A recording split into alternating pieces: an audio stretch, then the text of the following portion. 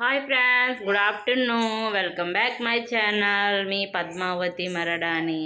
ఇవాళ వచ్చి మా ఇంట్లో స్పెషల్ ఏంటంటే చూపిస్తారండి. ఇది వచ్చి మునగాకు పప్పు. మునగాకు పెసరపప్పుతో పప్పు చేశాను అనమాట. మునగాకు పెసరపప్పు